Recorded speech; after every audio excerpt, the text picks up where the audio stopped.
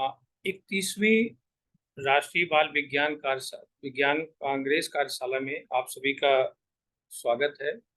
आज हम लोग ऐसे एनसीएससी के प्रोजेक्ट कैसे हम तैयार करें और एनसीएससी में हम कैसे प्रतिभाग करें और कैसे हम इस बच्चों को प्रेरित करें कि ये इस पर कार्य करें और जिले लेवल पर वो अपना प्रेजेंटेशन कर सकें। तो इन सारी बातों को इस वीडियो में हम देख पाएंगे। तो जैसा कि हम लोग जानते हैं कि कोई भी कार्य करने से पहले उसकी कार्य योजना बनानी पड़ती है और उस संदर्भ में देखिए कई स्टेप बाय स्टेप मैंने आपको यहाँ समझाने का प्रयास किया है। सबसे पहले तो हमको कार्य योजना में ये जानना जरूरी है कि एनसीएससी क्या है, उसके बारे में जानें। और एनसीएससी क्या करती है, हर साल एक मुख्य थीम, फोकल थीम और 5 सब थीम जो कि हम लोगों के सामने प्रस्तुत करती है और 2 साल के लिए होती है, तो उसके बारे में जानें। फिर उसके बाद हम लोग कार्य शुरू करते हैं, तो कोई भी कार्य शुरू करते हैं तो उसको लिखते हैं, तो उसके लिए एक रफ कॉपी या लॉग बुक कह सकते हैं, वो होनी चाहिए। फिर अगला स्टेप्स होता है परियोजना रिपोर्ट तैयार करना। फिर अगला स्टेप होता है कि चार्ट चार्ट तैयार करना। फिर होता है मौखिक प्रेजेंटेशन। तो ये कार्य योजना हम लोग कैसे संपादित करेंगे, एक एक चीजों के बारे में जानेंगे। तो सबसे पहला स्टेप तो है एनसीएससी के बारे में जानें। तो राष्ट्रीय बाल विज्ञान कांग्रेस, राष्ट्रीय विज्ञान एवं प्रौद्योगिकी संचार परिषद, विज्ञान एवं प्रौद्योगिकी विभाग भारत सरकार का एक राष्ट्रव्यापी कार्यक्रम।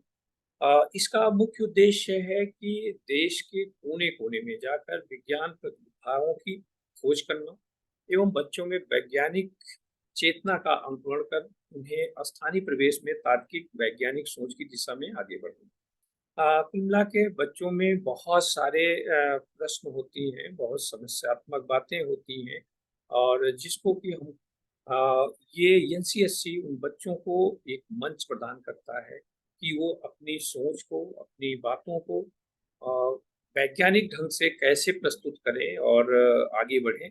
उसके लिए राष्ट्रीय बाल विज्ञान कांग्रेस एक मंच प्रदान करता है। और हम देखिए इसके लिए सबसे पहला तो ये होना चाहिए कि राष्ट्रीय बाल विज्ञान कांग्रेस में कौन भाग ले सकता है, तो पहले तो ये जानना जरूरी है।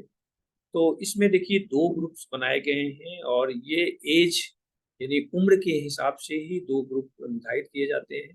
पहला है जूनियर वर्ग।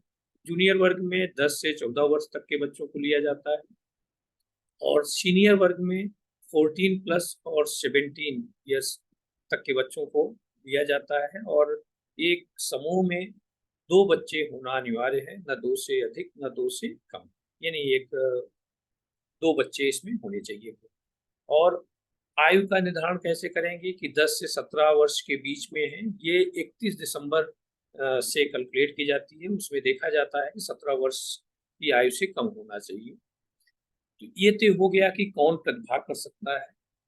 उसके बाद देखिए अभी हमने दूसरा स्टेप उसमें था कि अ, मुख्य विषय क्या है और उसके उप विषय क्या है। तो मुख्य विषय स्वास्थ्य और कल्याण के लिए पारितंत्र को समझना है। तो पिछले साल भी यही मुख्य विषय था और इस वर्ष भी यही विषय रखा गया है। पारितंत्र जो कि हम लोग सभी जानते हैं कि ये सजीव और निर्जीव घटक मिलकर एक तंत्र बनाते हैं जो प्रत्यक्ष या अप्रत्यक्ष रूप से हमें प्रभावित करते हैं। तो वो पाइथन में आता है। और ये पाइथन में हमको ये समझने की जरूरत है कि ऐसी क्या क्या घटनाएं हो रही हैं, ऐसी क्या क्या बातें हो रही हैं जो हमारे स्वास्थ्य और कल्याण को प्रभावित कर रही हैं। तो उससे रिलेटेड हमको जो टॉपिक चुनना है उसके लिए हमारे पास 5 उप विषय दिए गए हैं। पहला है अपने पारितंत्र को समझना, दूसरा स्वास्थ्य पोषण व कल्याण को प्रोत्साहन देना, तीसरा पारितंत्र और स्वास्थ्य के लिए सामाजिक और सांस्कृतिक प्रथाएं हैं, आत्मनिर्भरता के लिए पारितंत्र आधारित दृष्टिकोण, पारितंत्र और स्वास्थ्य के लिए तकनीकी नवाचार। आइए हम लोग इन उप विषय को एक एक उप विषय के बारे में जानें कि हम इसके अंतर्गत कौन सी ऐसी चीज ले सकते हैं। और यहाँ मैं आपको एक चीज और बताना चाहूंगा कि ये जो भी हमको विषय लेना है वो लोकल समस्या पर मीन्स स्थानीय होना चाहिए। हम किसी देश के बारे में या पूरे जिले के बारे में, विश्व के बारे में नहीं बात करेंगे। बच्चों के आसपास स्थानीय जो घटनाएं परितंत्र में हो रही हैं, उसके बारे में हमको चयन करना है समस्या का, और उसका समाधान ढूंढना है, और वो भी वैज्ञानिक ढंग से ढूंढना है। तो जैसे पहला उप विषय है अपने पारितंत्र को समझना। देखिए, इसके लिए मैं कुछ एग्जाम्पल्स ले रखा हूँ। पहला है जैसे जल स्तर का अध्ययन। तो जायज बात है, बच्चा जिस क्षेत्र में रह रहा है वहाँ इस बात का अध्ययन करे, वहाँ जल की स्थिति क्या है, भूमिगत जल या तालाबों में जल की स्थिति क्या है, और आसपास जल भराव की स्थिति क्या है। बहुत सारे टॉपिक्स ले सकते हैं उसमें, कि जल की स्थिति इस समय क्या है, क्या आसपास के जो तालाब हैं सारे सूख गए हैं, अगर सूख गए हैं तो क्या कारण है कि वो तालाब सूख गए हैं, या तालाब नहीं है तो क्या क्या समस्याएं आपके क्षेत्र में आ रही हैं। तो अक्सर आप देखते होंगे कि कुछ क्षेत्रों में है कि गर्मी बढ़ी नहीं, कि नल के पानी जो है आना बंद हो जाता है। तो क्या ऐसा कारण है, क्या ऐसा घटक है कि उस क्षेत्र में जल का स्तर दिन प्रतिदिन गिरता जा रहा है। तो उसमें बहुत सारे कारण साफ दिखा सकते हैं। जैसे आजकल प्लास्टिक पर बहुत सारे रोक लगाए जा रहे हैं। प्लास्टिक पे क्या होता है कि जहाँ भी प्लास्टिक या पन्नी हम लोग जो यूज करते हैं फेंक देते हैं जमीन पर, और बरसात का पानी जब बरसात होती है तो वो पन्नी जो है, जो पॉलीथीन पड़ी होती है, वो पानी को अंदर जमीन के नहीं जाने देती। तो जायज बात है, ज्यादा मात्रा में अगर आपने पॉलीथीन यूज कर रहे हैं और जमीनों पे खुला छोड़ दे रहे हैं, तो बरसात का पानी जमीन के अंदर नहीं जाएगा तो हमारा जल स्तर नीचे गिरेगा ही। तो बहुत सारी समस्याएं हैं इस टाइप के, आप जल स्तर के अध्ययन में आप कर सकते हैं। अब दूसरा इसमें आप बात कर सकते हैं परागणकर्ताओं की संख्या व विविधताओं का अध्ययन। तो ये अब आप समझ सकते हैं कि जो हमारी फसलें होती हैं या पेड़ पौधे फूल फल जो निकलते हैं, वो परागण की क्रियाओं से ही होती हैं।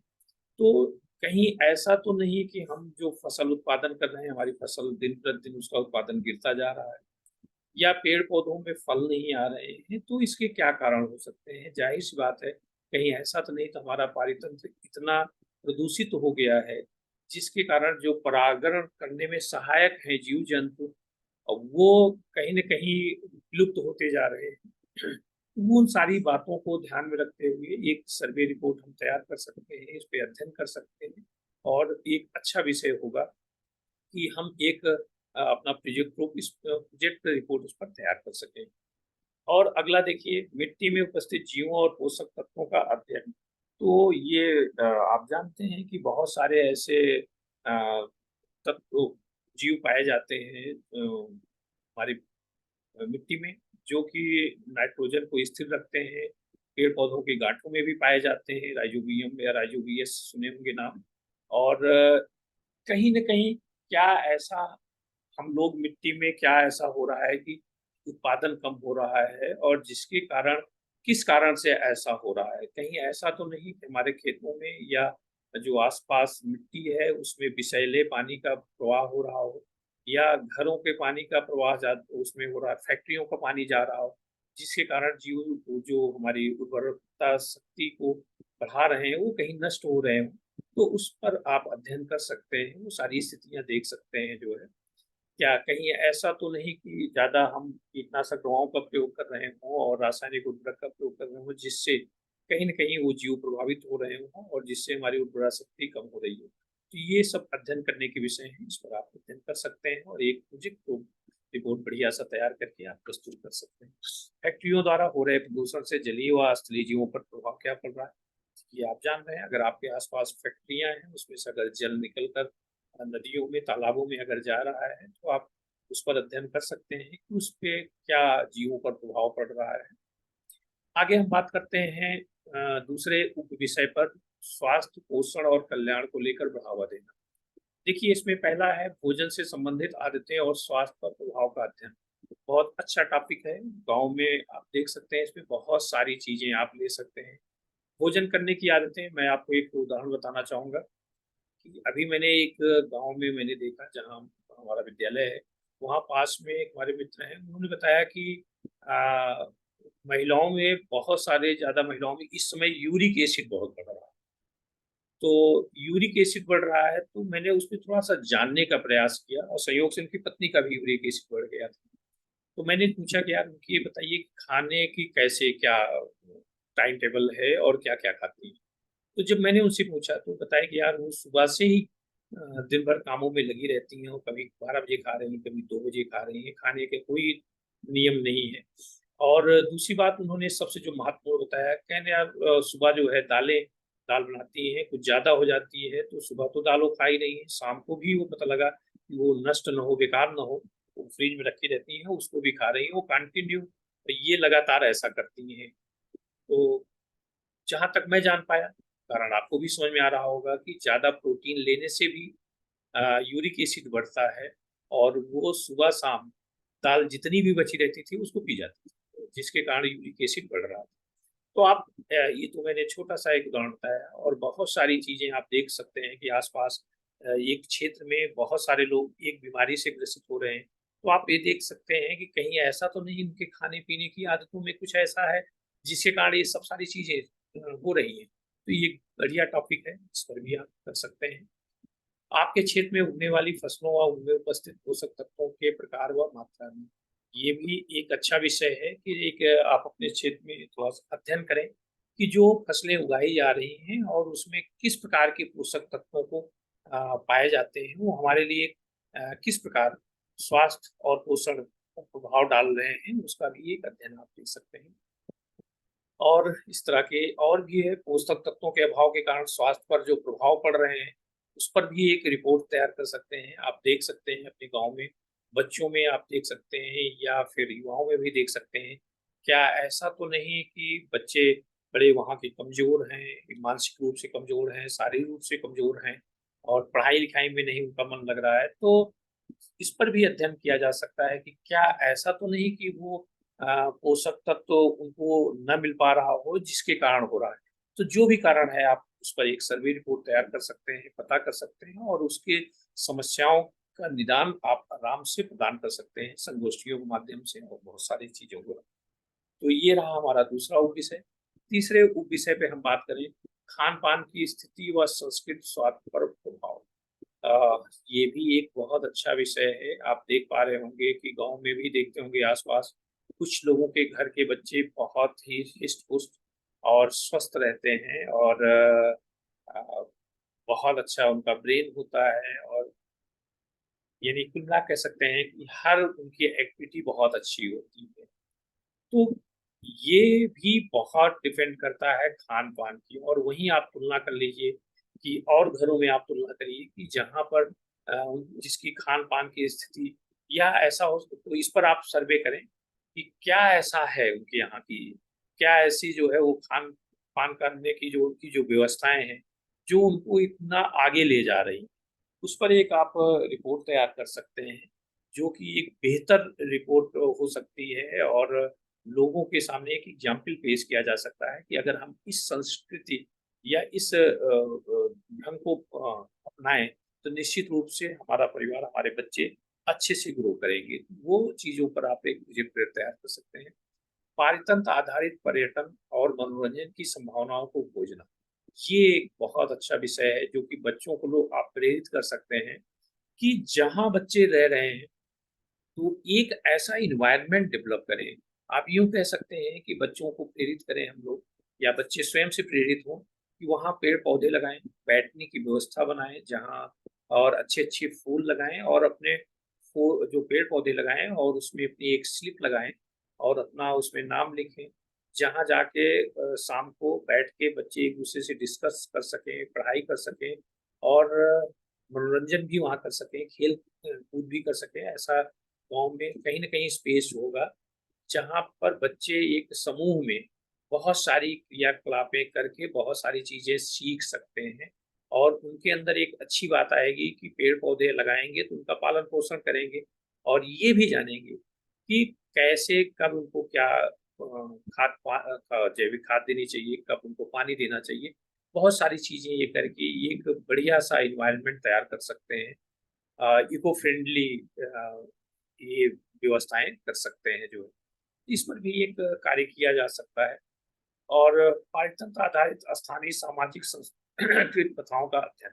तो आप अपने आस-पास सांस्कृतिक रीति रिवाज और परंपराओं पर, इस पर भी आप अध्ययन कर सकते हैं कि कहीं ऐसी रीति रिवाज है जो कि हमारे पर्यावरण को सीधे सीधे लाभ पहुंचाती हो, तो निश्चित रूप से उसका आप संकलन करके एक अच्छी रिपोर्ट तैयार कर सकते हैं।